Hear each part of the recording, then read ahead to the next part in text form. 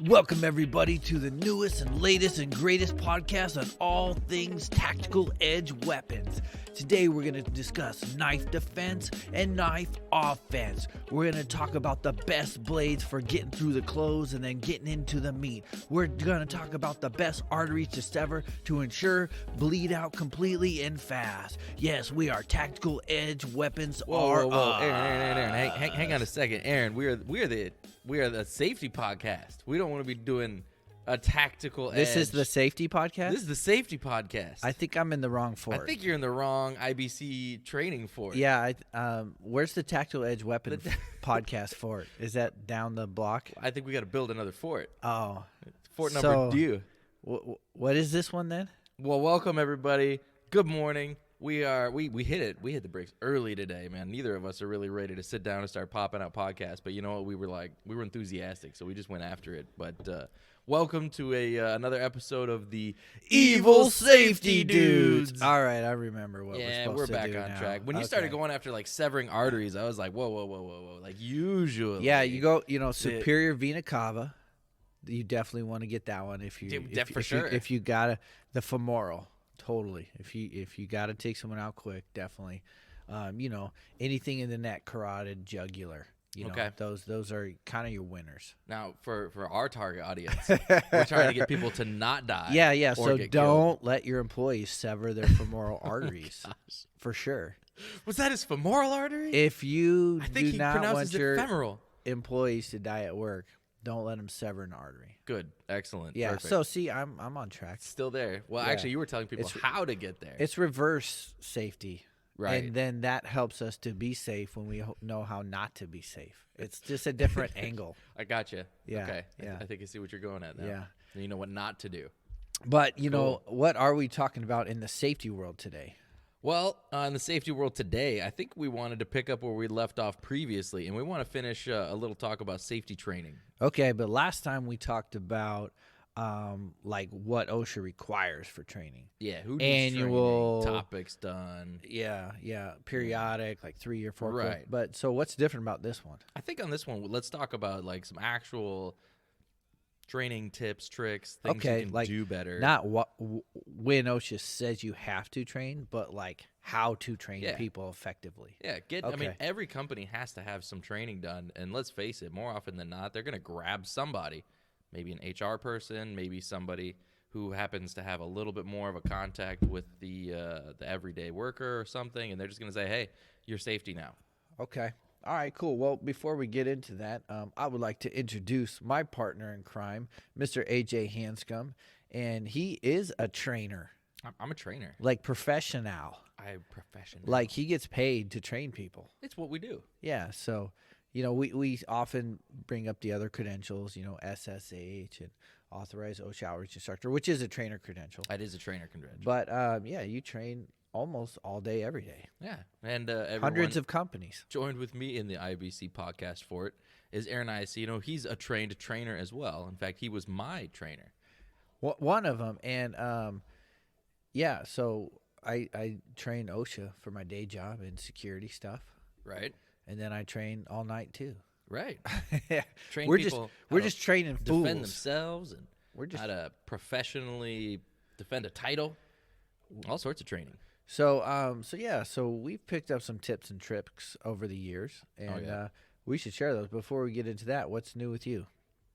I recently found a little spot hidden in my backyard where a bird had decided that this was a great place to start hollowing out part of my house and getting in and making a nest.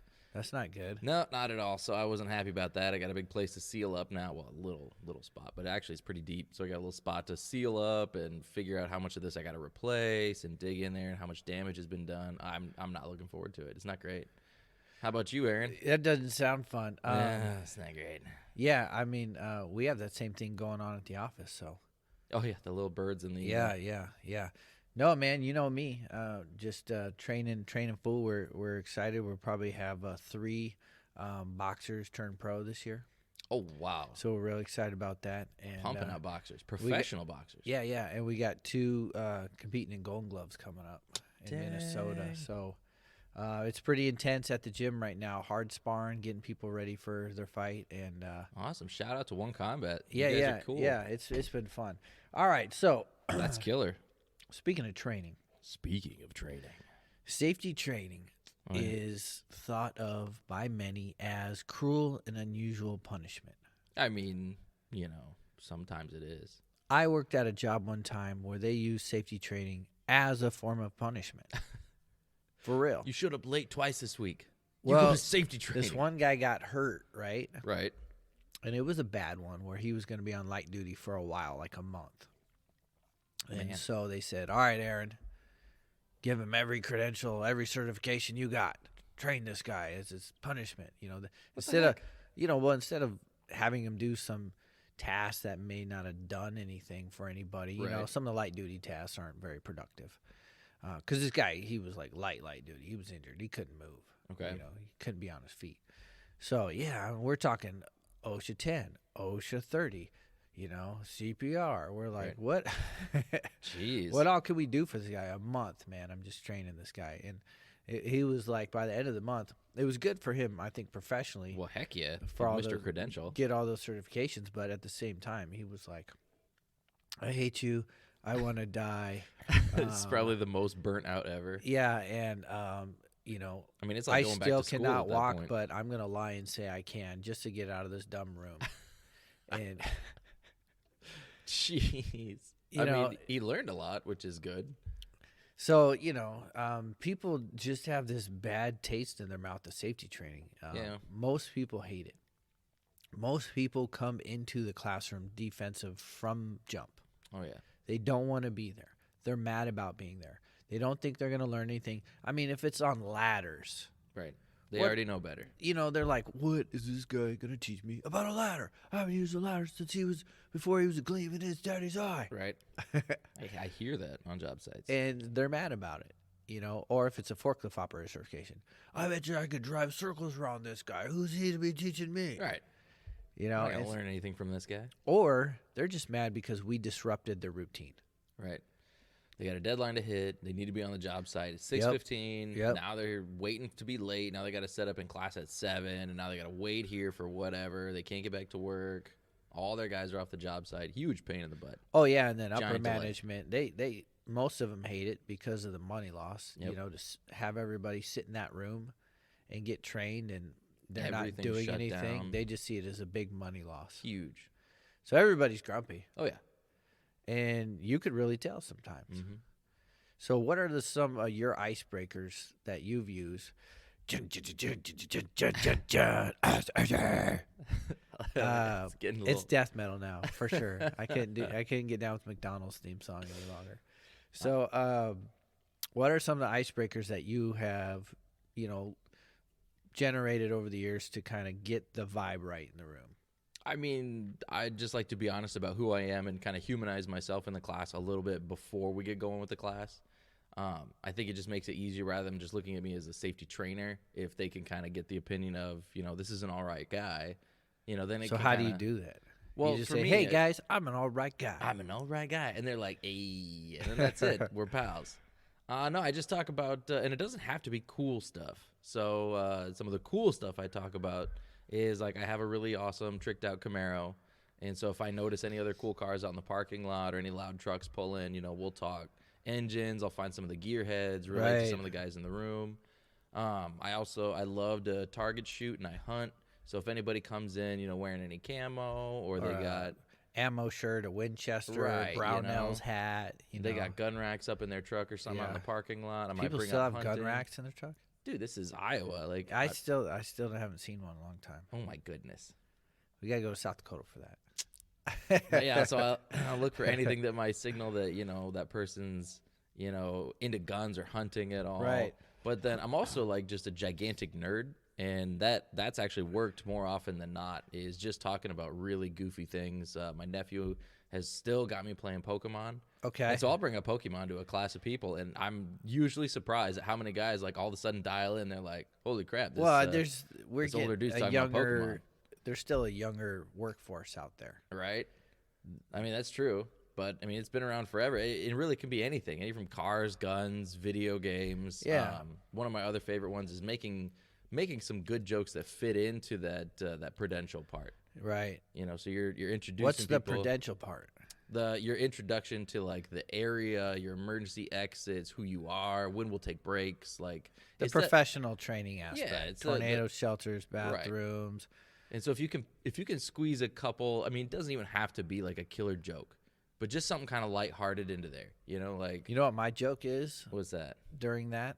What you got? It's just doing it over thorough. And that's funny. Just putting way too much into it. Yeah, like, all right, guys, because they expect, like, if there's a fire, Fire tornado. here's the exits. If there's a tornado, we're going to go over here. But Right. then I'm like, all right, if there's a bomb threat, you know, those of you who are trained, we're going to, you know, team up in teams of twos and do sweeps and see if it's a credible threat. The rest of you guys are going to go across the street and get head counted. There you go. If there's an active killer, this is where we're going to hide. This is how we're going to barricade. This is how we're going to stage our counter ambush. I'm Okay. going to use this as my improvised weapon. You know, I just go way too thorough into it. And then they're just kind of chuckling. By the Yeah, end of it. you know, but I'm like serious. Right. You know, but that's like a There's funny. a catastrophic earthquake. That's Yeah. the I-beam. We're Yeah. all gonna huddle under. Yep. Hurricane. You Right. know. But so I think just kind of like, you know, and that's one of the big problems is that when you take something seriously, they're coming in to take it like really seriously. So if there's some places where you can fit some lighthearted stuff into, they can relax a little bit. They Right. can kind of take that edge off. If you just come at them 100% serious, safety is life or death, and then that's it, they're just going to be watching that going, well, I'm not going to learn anything from you. Right. They're going to dial you out. I do the same thing. You know, just my way because I, you know, can't talk about cars and stuff or Pokemon. But you know, I do the gun thing all the time. You know, Oh, heck yeah. I've used that forever. But the principle in it is that you know, you try to relate and just like you said, you try to let them know that you're a human too. Mm-hmm. You're not coming in here as this safety dude on a power trip like so many safety guys are, and Yeah. really give the safety industry a bad name. These safety wannabe mall cops out there, you know, walking around intimidating people, acting like they're King unfortunately. Kong. So, you know, I just let them know, hey, I'm a guy like you, and we got a job to do. And, Yeah. you know, after we kind of shoot the breeze a little bit and get going, yeah, always making them laugh. Let's talk about humor and safety.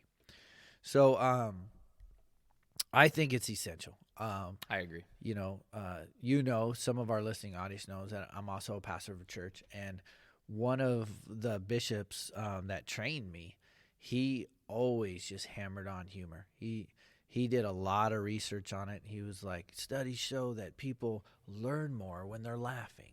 Well, yeah. Yeah. I feel like you care more, you're paying attention better. Like if you're laughing at something, you're definitely a lot more dialed in. Yeah, you're for sure paying I mean, because it made you laugh, so you had to be paying attention. Well, yeah, but it And kind then of like it's fun, and then you want to listen. yeah, it cues you up. Yeah. You want to hear the next thing because you just had such a good time that you were laughing. You want to hear what's next. Right. So using humor is something that, I mean, I've always liked making people laugh anyway. Total class yeah. clown, you know. Right. Look for that moment to say that one thing to bust everybody up and Heck yeah. and get the teacher going too. Then you know you did something. And so, yeah, you know, humor is essential for arresting attention and to aid in learning and the retention of what's being said. How much safety humor do you use when you're teaching? Oh, for me, it's almost nonstop. I like to have a really good time in front of the class. I like to just, I mean, not just make a joke out of what we're saying, but Right. it's kind of like, Because it's serious, Right. but we're not going to be all staunch about it. right. Yeah. And we've been doing this long enough that we've got a lot of really horrible stories to tell. Right. And then learning to laugh at yourselves about certain things has been really, really good, especially for a lot of people because they'll relate. You'll be like, hey, guys, don't hold this in one hand and use a cutting tool in the other hand. Right. Because this horrible thing could happen. And so you kind of make a funny story out of it. Right. But then they're like relating to it. They're like, you know what? I do that. You know, I'm not going to go find something to mount my equipment to before I cut it. I'm going to just hold it and get it done. But you know what? I might remember this funny story the next time I go to do it.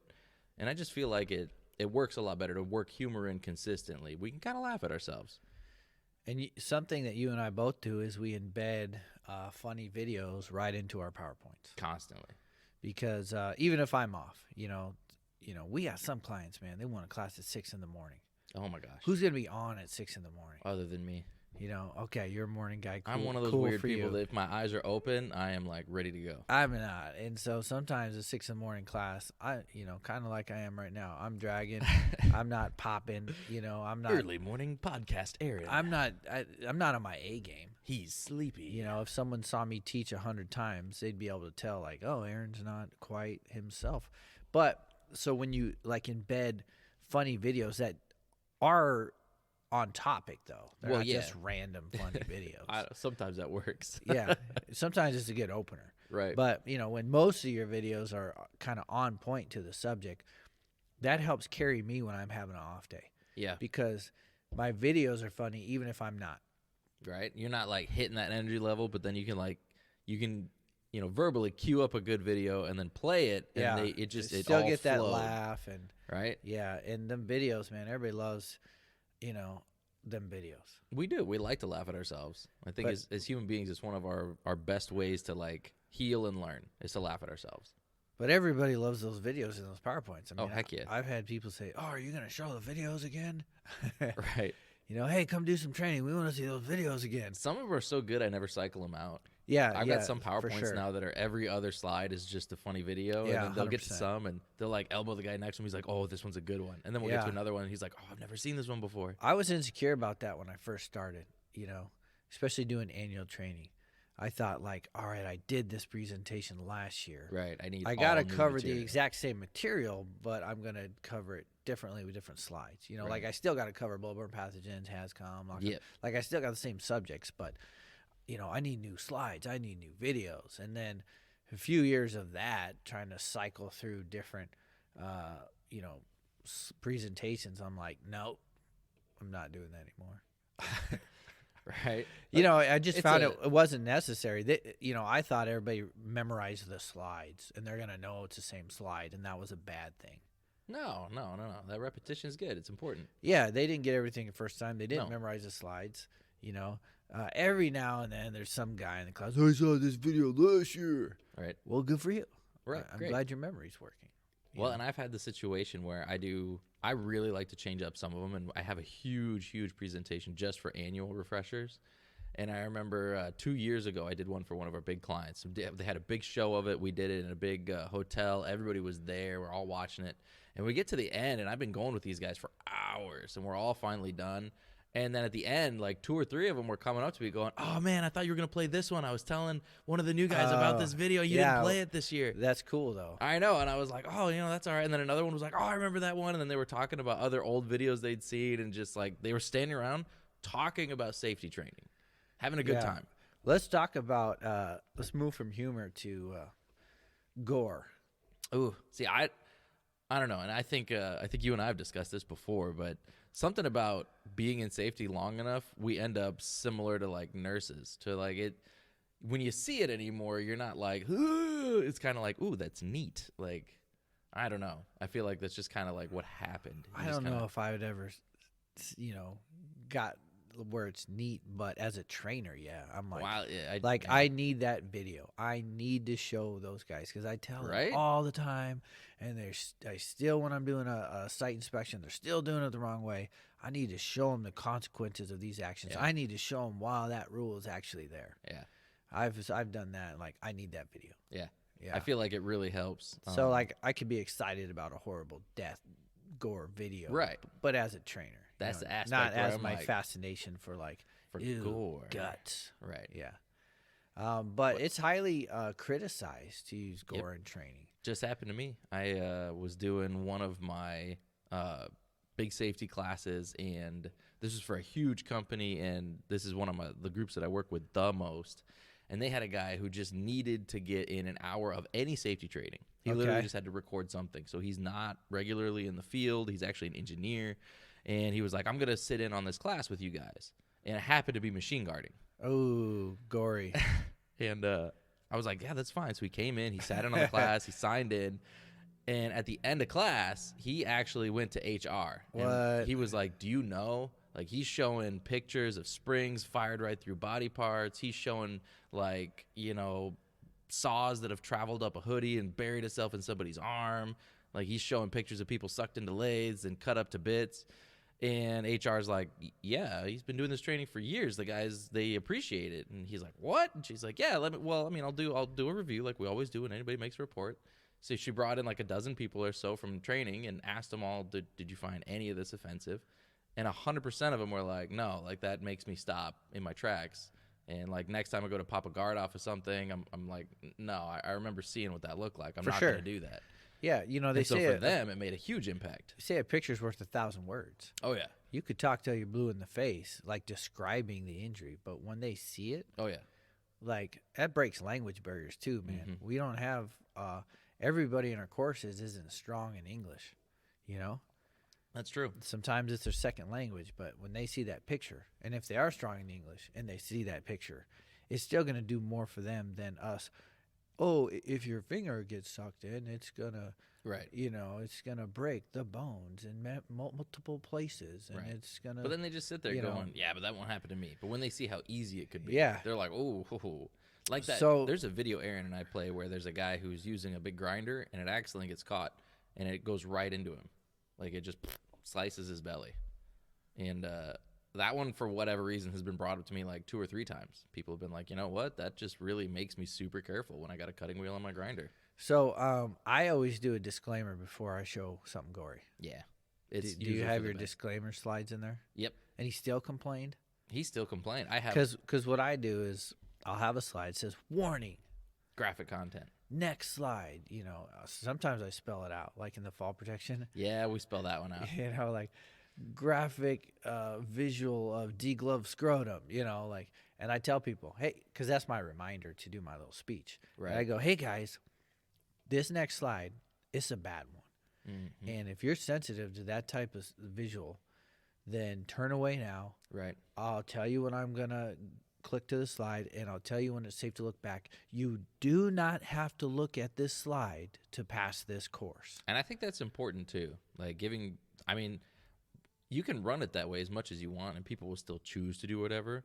But I feel like throwing that courtesy out there rather than intentionally trying to shock them is important.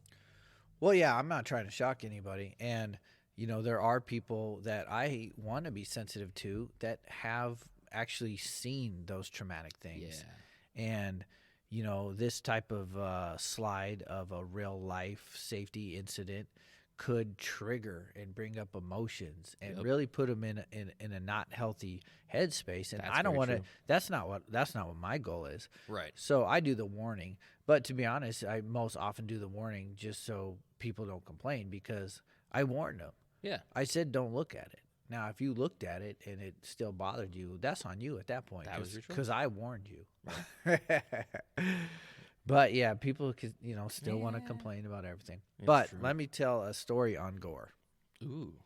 Yeah, this is when I really got sold on it. A gory story. A gory story. All right, I'm ready. I liked it because it did arrest their attention. When I first started using real life safety incidents, pictures and videos, I saw that people really dialed in. So I already kind of liked it for that, because they weren't tuning you out and spacing off. But one day, I did a fall protection course. One day. And I showed the picture of the guy with the degloved scrotum. Yeah, that's one you never forget. And it was like a year or 2 later, I was back at that plant. This time not teaching. I was actually doing some kind of inspection. So I'm just walking around the plant. Right. And this guy comes up to me, and I don't recognize him. And he goes, hey, you're the degloved scrotum guy.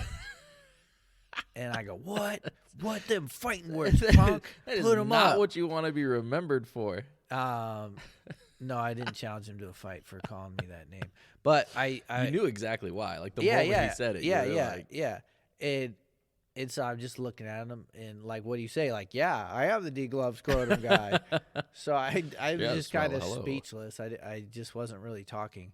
And then he started in. He said, man, every time I go to put on my harness, I see that image in my mind, and I make sure my leg straps are tight. Yup. And at that moment, I knew, all right, I don't care who says derogatory things about gory stuff in my safety training. I'm going to continue to do it because it has real world effect. It does. Like, it is 2 years later, this guy is putting his harness right because of one slide. Yeah. Now, how am I going to do that verbally presenting a slide to someone? No, you could describe it until you're blue in the face and pass out, and they're going to be like, okay. Yeah, it's more comfortable to wear them loose. Yeah, it's so comfortable. It's not pulling on you and keeping you all But- crooked all day. So I was sold, and so I just made sure Yeah. I put my disclaimers in and my warning slides. Yep. Because it really gets people. Yeah. Yeah. I totally agree. Same thing with, like, we have a few videos where people have accidentally died. And it's the same sort of a deal. There might not be a lot of gore in it. We've got several forklift videos where it's Right. just a guy driving, boom, he bonks into the side of this racking, and then all of a sudden, it's just everything's gone. It's just, you don't see anything. There's no crazy mess. But I still warn people. I'm like, hey, this next video, some people might find it shocking. If you don't want to see somebody die, please don't watch this video. However, we're going to proceed. For those of you who do want to see what would happen if you ran into some racking, this resulted in a fatality. Some of them, they just look away. Some people look right at it, and they're like, holy crap, that little bump, that's all it takes? Yeah. And I'm like, yeah, that's all it takes. And it sticks with people. Yeah. From now on when they're driving, they're going to be dialed in. They're going to be extra careful. They won't be careless. They're going to be like, man, if I'm going to be near that racking, I don't want to touch it.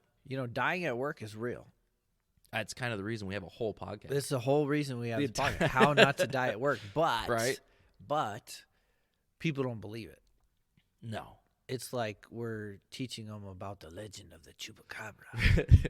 The legend of the man who got hurt at work. They're like, oh, that's an urban legend. Right?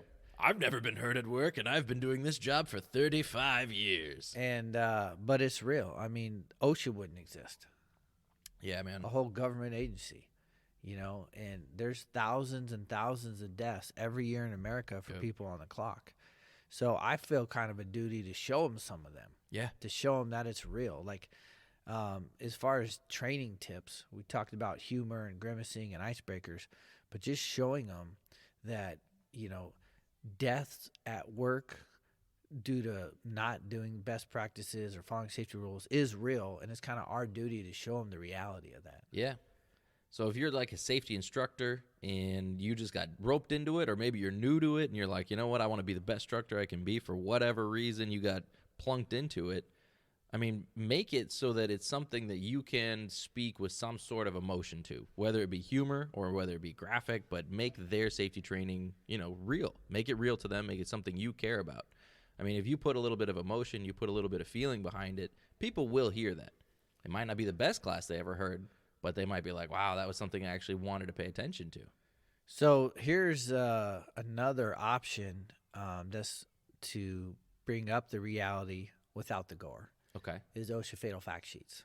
Yeah, they pump them out. And you can read 'em. Because they know pretty much most of the deaths that happen on the clock in America, and they investigate them. And then when it's all said and done, they put out this little, handout, this little flyer, a fatal fact sheet, the date, the time, what trade it was, what the guy specifically was doing, what the exact injury was. It's a real story. Right. And that's so cool because you can find them and then tailor them and be like, oh, man, we never drive a boom lift. Why am I going to tell the story about a boom lift? Oh, here's one about power saws. Like, we use saws all the time. Yep.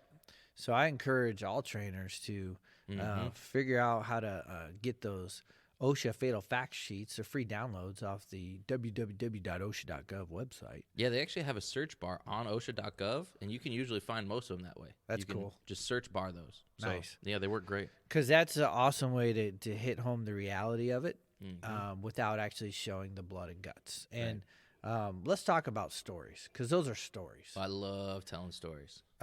Stories is one of the tried and true means of teaching. They've been called stories, they've been called parables, they've been called all kinds of things. But when you tell a story, I see people tune in. People like stories. They just do. Yeah. All right. Let's ask every human on the earth. Would you rather hear me read to you a governmental regulation in lawyer speak with code numbers, Right. or would you like to hear a story? Most people are going to want a story. Most people. There's a few weirdos. There's a few weirdos out there, but most people are going to hear yeah, the story. Heck yeah. So, a picture's worth 1,000 words, but a story hit home those regulations. Very powerful. And for me, I use a combination of Aaron pre-safety Aaron stories. Okay, so back before you were a safety guy. Yeah, because You were dangerous and crazy. dangerous because just ignorant, untrained. Yeah. Time I almost blew my eyes out running a ram set because it wasn't trained on it. Time I almost got died due to electrocution because I was trying to find a buried electrical line with the I thought water you were gonna lance. say dyed like blue. You're like the time I almost got dyed. I almost got dyed blue. Yeah, I was like, wait, got dyed by electrocuted. I almost okay. got murdered by myself. Jeez. Trying to find a buried electrical wire using a high-pressure water lance, banging the ground as hard as I could with no electrical protective equipment on. Yeah, no, that's a bad one. Yeah, but I didn't know any better. Right. I was young and dumb and, trying to prove myself. And, so, those stories does twofold. One, it's a story, so people are dialed in. Two, like you were saying in the beginning, it's humanizing me. Like, hey, I'm a guy like you. Mm-hmm. I've done a lot of stupid stuff. I'm not here to lord over you and be like, I am smart and ultra safe and you are a weak little puny unsafe person. That's not my goal. There was a little trick that I learned when I first started instructing safety a couple of years ago because I didn't have a ton of safety stories yet. How could I sit down and tell people safety stories? But I wanted to have more conversation and less, look at the slide on the screen. Right. Here's the next slide. So what I did is when I felt it appropriate or if it was a good talking point, I would toss it back out to the room and I'd be be like, hey guys, does anybody have any stories about a power tool injury? Yeah. Leave it nice and broad, but 100%. On topic. And I tell you what, some of the stuff you're going to hear come out of these guys is going to be just the craziest. And then I'll even tell them, I'm like, that's a story I'm going to tell from now on. Yeah, for sure. And they'll be like, well, this one time this guy was using this saw and, this happened. And one time this guy was using this drill and this happened. And I'm like, man, these are ridiculous power tool stories. And sometimes they start stripping in class. Everybody needs to. No, they do. They start stripping in class to show you the scar because it was them. Yeah, and they want to show you, like, they hey, go, I got a power tool story, and they just start off comes the hoodie, show you their belly, right, where the thing got buried into them, and they're doing it. I didn't ask them, so while they got their shirt up, I'm like, whoa, everybody see that? Everybody look at his belly. He's the one who's willingly showing it, so but it pulls them into it. Yeah, like, they are now helping drive that point home, and for the rest of them in the room, they're like, holy crap, like. I've never met anybody missing a finger. I've never met anybody, with a giant hole in their body. Especially all these, the kids in there. Yeah, we do. We need to keep more of our tradecraft people who start young. We need to keep them in the right mindset. Yeah, so they're looking at these old guys and seeing all the scars. So that's a great tip to ask the audience for stories as well. Oh, yeah, because they are hiding some gems out there. Yeah. And when you toss it out every now and then, man, you're going to get some really gnarly, cool stories. Yeah, so stories are a super effective way of teaching the regulation. Yeah. Example, like what we're talking about, if we're teaching machine guarding or power tools, it's like keep the guards on the grinders. There's a slide on that. So we could just read that, and we do, but then go into all these stories. This is what happened one time when this guy didn't do it. Yep. And then ask it to the class, and now it's real. So let's talk about real. One of the most effective tips for training that I've come across that I try to do every single time I teach is to make it real. Another word is, relevant and pertinent. Yep. And when I'm training instructors who are going to go on and teach safety, I beat that in them, not literally, but I repetitiously keep going over that. Right. It has to be relevant, has to be pertinent, has to be relevant, has to be pertinent. If it is not pertain to them, if it's not relative to their job, you're wasting your time, you're wasting their time. Yep. They're going to tune you out. Then when you get to stuff that is important to them, they've already tuned you out. Yep, they're gone. And so some classic examples. I had a safety instructor under me one time, and I said, don't do this. And he was really, really mad at me. But I sat in, I audited one of his classes. He's one of my guys. He was new. I want to make sure he was, teaching to our standards. And he's going through the history of the regulation. It was a scaffolding course.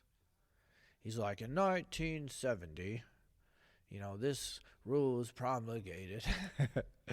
And then they didn't feel it was very performance-based and too hard to understand and follow. And it took 10 years. And then in 1980, there was an update. And these were the key updates to the standard. They changed this word to this word, and they took this stuff and made it more performance-based, like blah, blah, blah. And I'm looking at this class of guys who are there to get their scaffold certificate so they can build scaffolding.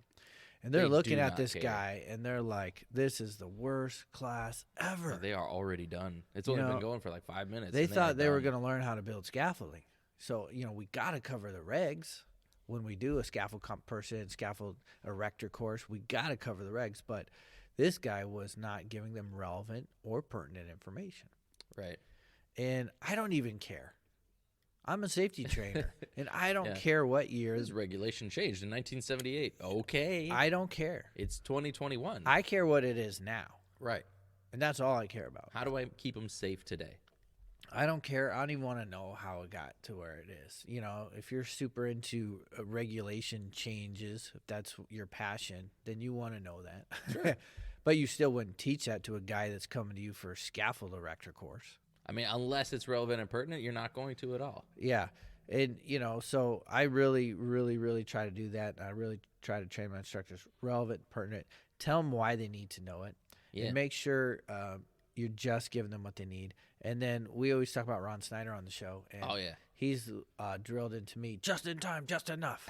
Just in time, just enough. I made him a T-shirt one time that said that, and I mailed it to him. Perfect. Just in time, just enough. Because he changes his shirts on every break. Yep. Yeah. And so I was like, he needs a shirt that says, just in time, just enough.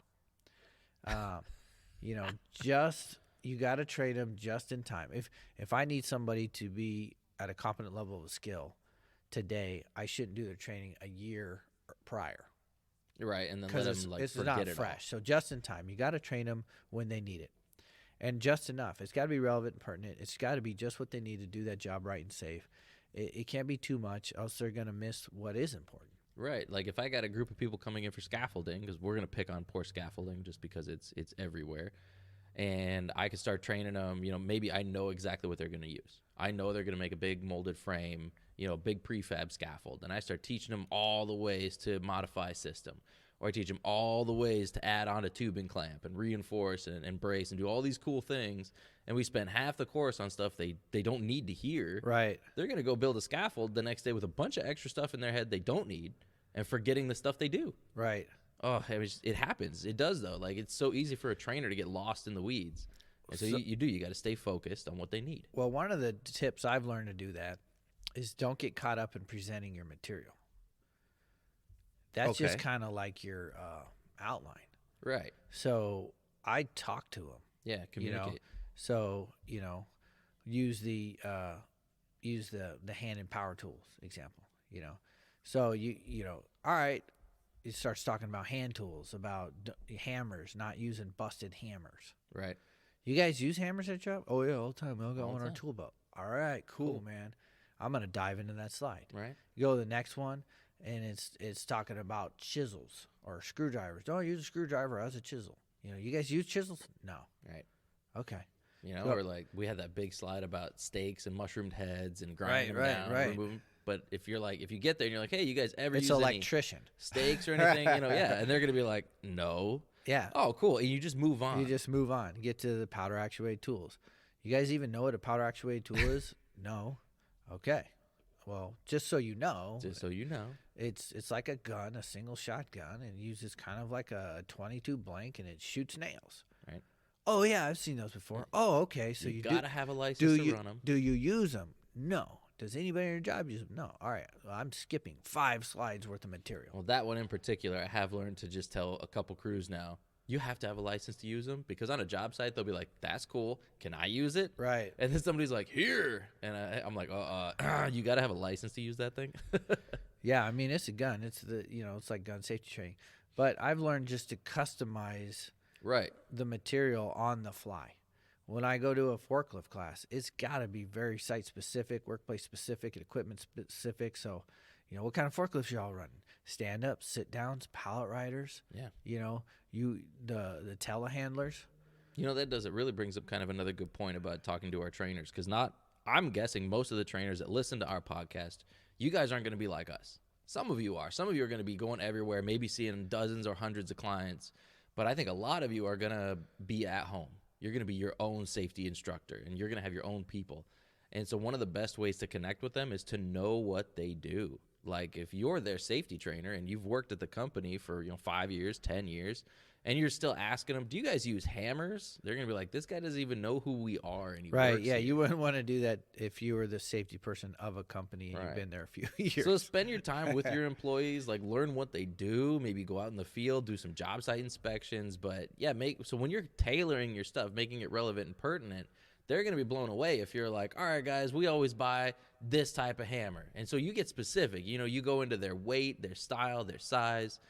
This is what we don't want to see you do. They're going to be like, holy crap, that's what we use. But if you're like, all right, be careful with hammers, they're going to be like, okay, I'll be careful with hammers. But dialing it into them, paying attention to your employees. That's relevant and pertinent. Yeah. The first safety trainer job I ever got was for a construction company. And I told the owner, I said, would you mind if I spent a month in the field first? That's cool. And, well, it was a grand idea, but it sucked in practice. Because now I'm on the road. I'm cruising around with this construction crew and this crew cab truck, and they're all smoking. And we're driving 3-hour drives to Des Moines because the job's in Des Moines. And I'm sharing a room with some dude. I'm like, oh, I'm rethinking this. And you're brand new to safety, and you're on site, so you got to have answers. They all thought I was a rat, too. Well, of course. They're like, what are you doing here? Are you a new guy to recruit? No, I'm the new safety guy. Oh, great. But I've been assigned to your crew to get acclimated to what the company actually does. Right. Oh, yeah, that was like a rat, Yep. But, in practice, in the field, going to that job site every day, day in and day out, see a project from beginning, the middle to end, and then a couple of them, and seeing what they really did and the tools they use and what they're really doing, the environment they're in, what all the other contractors doing around them. Heck yeah. Realizing they work primarily on roofs or like in pipe racks, just those little nuances. When I'm going into fall protection, I need to cover anchor points in a pipe rack, anchor points on a industrial plant roof. Yeah, and now you know. Yeah, and now I know because I spent that time out there, and so now I can dial it in, make it relevant, pertinent, not just present boilerplate. And that's one of the things that most safety people do, a lot of them, and it's really ineffective, is to do anything boilerplate. Yep. Online training, boilerplate. Ugh, boring. DVD training, boilerplate. Right. Just presenting your slides as is without modifying it for who you're talking to, boilerplate. And boilerplate, what we're meaning is it's the same presentation every time, no matter if you're talking to electricians or a demolition crew or a concrete crew. Right. So you're never making it relevant and pertinent, and there's a lot of stuff that doesn't pertain, and it's just bad form, and people are tuning you out, and then they miss what they really need out of there. Yeah, because they did. All right, let's switch from like stories and relevant and pertinent. Let's talk about, you kind of touched on it earlier, but how to, get inside the head of different type of people. Okay. So there are some people it depends. that will respond to the emotional stories. Right. And there's some people that does not faze them. Don't care. They're all logic based, Right. And so there's And how there's do you some hit humor the people? And how do you hit the people that respond to logic? How do you hit the people that respond to emotion? Let's just start with people that really would react and respond to emotion. How do you emotionally, not like crying while you're talking, but how do you get them like in, how do you trigger their emotions with the information? Well, I mean, there's a couple, really good tips to that, but, we always refer to making it relevant and pertinent, which is great. And that's one of the best ways to make it emotional is by reminding them, the people that they work with are honestly the people they see the most often. And so there's a little bit of care that goes into leaving behind unsafe things that could hurt somebody else. Okay, I could see by that. By drawing in that human aspect. Don't kill your coworker. Yeah, our actions affect others. It can affect that emotional person. How would you like it not to see Pete come to work today because of something you did yesterday, and knowing that his death was partly your fault? I mean, that gets a little bit into the pre-blame, which I try to avoid. Right. But that's an example of hitting the people that are Yes. emotionally, For sure. respond to emotions more. Right. Exactly. But yeah, just going into that, the consequence of it, it can be very emotional for some people. And then the other part of it is if you hurt yourself, you still got to go home. You still got to see your family. Yeah. And that's some of the most traditional safety speeches ever. Well, which still work. One of the ones that got a group of mine they're goofballs, they're hard asses, they're a tough crew to train. I think that was the first cuss word in the history of the evil safety dudes. Great, it was me. But they are. I mean, these are hardened construction veterans, right? Like these guys. And one of the first times I ever saw all of them get quiet and dial in, the owner of the company came in, was talking about how he hurt his back. Okay. And they must have respected him. Yeah, they really looked up to him. Okay, good. Because sometimes they don't. Sometimes they do. This guy has for whatever reason at his company, they all really look up to this guy. That's cool. They man. really It's like good him. leader. And so he comes in and he's like, guys, you want to listen to AJ on this ergonomics thing because I did your job. I hurt my back, and from about mid 60s up to 70, I had a lot of trouble getting up. I had a lot of trouble doing stuff. And he went into this big story about how he missed the early years of his grandchildren's lives because he couldn't make it to events. Right. And it was all because of how he was at work. And like, I don't know if it like personally hit him, but man, they were quiet and dialed in. There cool. Wasn't like side conversations and people on their phone. Right. They were paying attention, and laughing, I was like, sidebarring. I was like, wow, this means something to them. Yeah. And so that one was a big one for me because it was true. And the way I like to hit those people that respond to emotion, sometimes people call them emotionally controlled versus logic controlled, but the way I like to get them is old school. Like you have people that are counting on you. You have people that need you. Yeah. If you really hurt yourself, even if you don't die, and you're not able to be yourself, and you're not able to do things you love, you're not able to provide the best that you can. And I try to go personal. I'll even tackle their hobbies. Who's got a hobby in this room? Right. Oh, what's your hobby? Weightlifting? It's gonna be hard with one hand. Like. Yeah. What, you like playing video games? It's gonna be really hard without a thumb. Yeah. And just trying to, that's kind of logical and emotional. But right. when you start talking about playing football with the kid, teaching their kid how to use, tools, teaching your kids how to change oil, like the traditional stuff fathers do for their kids. They teach them, this is going to offend some people out there, but teach them those, quintessential basic man functions. Sure. Like, how to change a tire. Well, because for a lot of people, that's very emotional. Yeah, how to shoot a gun, and you could go that route. Be like, hey, anybody know how to shoot a gun? Who taught you? My dad. All right. You plan on teaching your kids how to hunt too? Oh, 100% when they get a little older. All right, cool. Well, I want to make sure you can do that, and I want you to make sure you can do that by making sure you lock and tag this out so you have your hands, because you need both hands to run that rifle. Right. And, that's like old school stuff, but it works on some people. Well, and here's one of the other crazy ones, because sometimes they'll put that in there. When you read the news clippings or those fatal fact sheets, they'll put right in there. And it's just heartbreaking when you get to that part. They'll be like, all this guy would have had to do was put a lock on that breaker, and instead he left behind a wife and 3 kids. Yeah. And you're just like, oh, man. Like, it would have been that easy. I He'd have still to be here. try to work that emotional stuff in there every now and then. Yeah. Because I'm just not that guy. And so, but I realize people are that guy. And so I try as a trainer. I'm logic controlled for sure. So I'm teaching, what comes out of me is what's in me. Logic based. Yeah. So, but then as a trainer, I got to realize, well, not everybody's like me. And so I try to incorporate more of those emotional stories to get some of those other folks. And sometimes I'm surprised who I hit. The toughest guy in the room, he's the one that gets emotional because he's now a grandpa for the first time. Right. And now he's huge emotional He didn't care the whole years he had kids. Right. But now that he's a grandpa, now it's like, I got to be around to see them grow up. Right? Yeah. And I'm like surprised who was getting emotional. Hey, it means something though. But if that old guy could get on board because I used emotion, and then all those other people are following him because he's the guy that's been on that job forever. And maybe he's the foreman, or he's got the respect as a laborer or operator. if I can win him to where he starts doing it right, boom, a lot of people are going to start doing right because of that. Right. So that's pretty cool. I agree.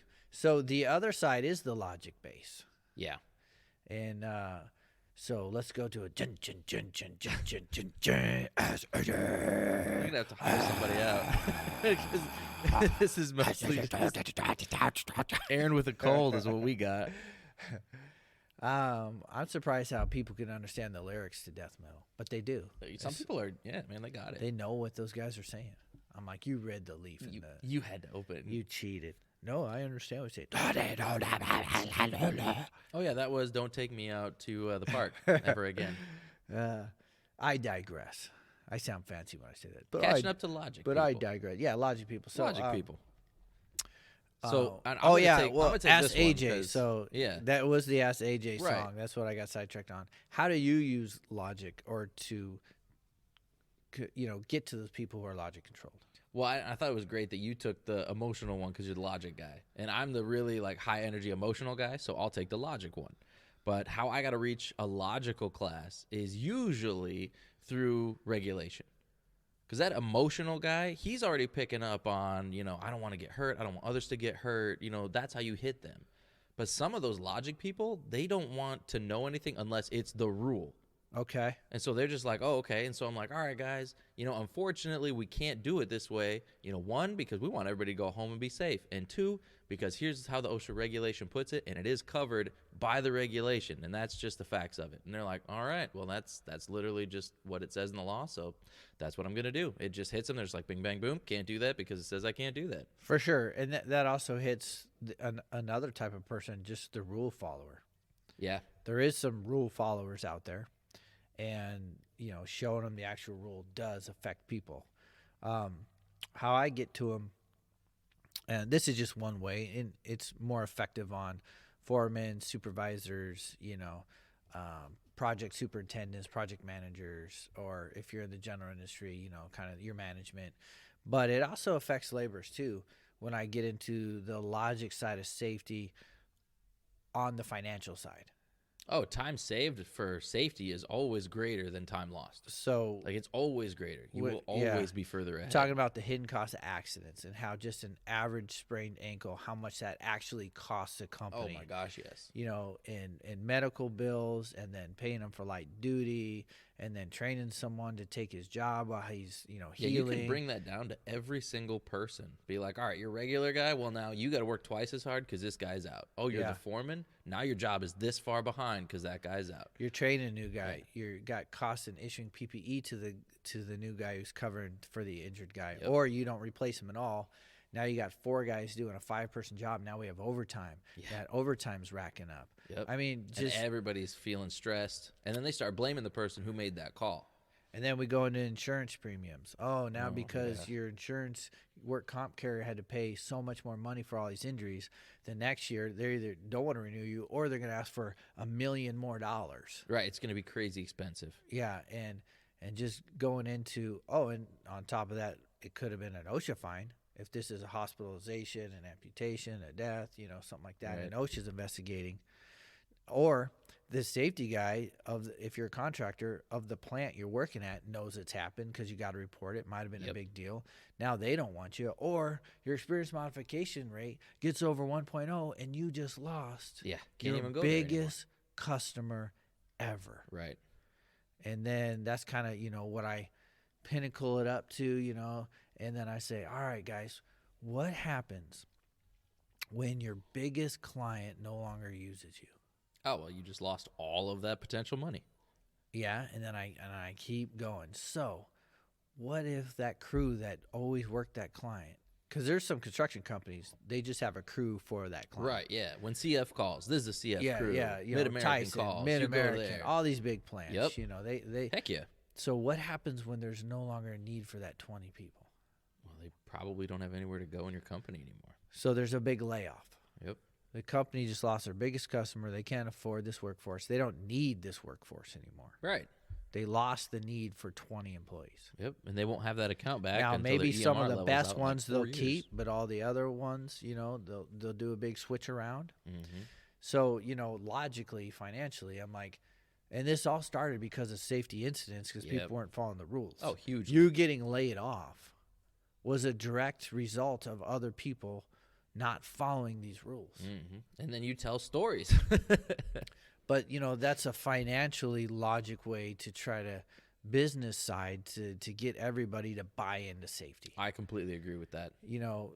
Your lack of safety or your terrible safety culture could actually cause you to lose your job, to get injured, to cause the company's financial health to go down so bad where you could get laid off or no bonus or no raise because they're just doing poor because of incidences. Right. But somehow, in the average worker's mind, they don't see how this little back strain, this little, Right. broken finger is actually got, from their coworkers, how that's going to affect their wallet. Right. And that's one of the ways that I try to get people to buy into safety is tell them how it's going to affect their personal wallet. Well, and then that also, like you said, it creates extra accountability because then if you and I are on a job and you are Mr. Unsafe and you don't freaking care, Right. but if I'm in my mind, I learned that, Right. and I see you getting ready to go use a wrench as a hammer, Right. I'm like, hey, wait a second, Aaron, Yeah. it's going to take me 5 seconds to go across, go get you an actual hammer, just hang on. Right. I don't want to have the risk of you screwing it up. Right. And all of a sudden now you got people looking out for each other. Yeah. In a good way. In a good way. Yeah, definitely. So, closing out, I think we covered a lot of good safety We covered trips. a lot. There's actually, we might, maybe someday, maybe we'll give it a couple weeks off. Maybe we'll come back for a part 3. Part tre. Yeah, we'll see. But just to recap, we covered humor, Humor was good. how important Need that humor. is. Don't be a dry, boring, monotone trainer. You just will not arrest attention. I mean, unless that's your source of humor. Well, I've yeah, had- I've had some really if you good use deadpan it ones. as humor, that's fine. If they're laughing, it's working. It's Right. working for you. But if they're just sitting there with their arm crossed, stone cold staring at you, Right. You gotta do something. Use your humor. Yeah, Find what works. use your humor. Everybody as a trainer needs to find their own style. Yeah. You try to mimic someone else, it's not going to come across as genuine. People are going to see through the phoniness, and they're going to tune you out for that. So you want your humor. You want your style. Yeah, and use logic, use emotion. A little bit of gore. If you We decide don't think to that's use gore, if you're against it, use fatal facts. Yep. If you are going to use gore, we suggest that you do disclaimers and warnings and Yeah, let everybody that's- know. yeah. And tell them they don't need to watch this to pass it. Use stories. Oh, Use real life stories, local stories. The audience's stories. Yeah, teach off that. Make everything relevant and pertinent. That's probably one of the most important ways that they will ever listen to you is you teach them what matters. And so my final tip would be participant involvement. Yep. Get as much hands-on as you can.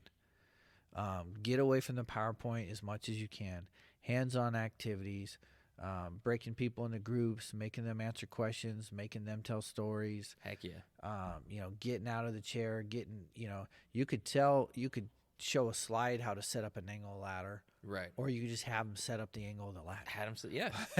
Right? And, there's kinetic learners, there's audio learners, visual learners. But what some of the studies I read is that as we get older, we all become hands-on learners, kinetic learners. So as much hands-on, as much participation as we can have, I definitely agree with that. that's going to really, really, really ensure that the information is getting in them because they actually did it. They have hands-on reps. So get them involved. Don't talk to them for 1 hour and they don't peep. Right. That's not effective training. No, they'll start tuning out. And live training with a human is the best form of training. Online training and video training is one of the lowest forms of training. It has its place, but keep it live, keep it real, keep it fresh, keep them laughing. All right, everybody. Well, we hope that you learned something that'll help you take your safety Yeah. training to the next level and get it into the guys, arrest their attention, and have that knowledge in their heads so they actually implement it in the field and reduce injuries and prevent deaths. That's the goal. That's the goal. How not to die at work. Well, until next time, everybody, for AJ Hanscom and Aaron Icino, we are the Evil Safety Dudes. Stay safe out there.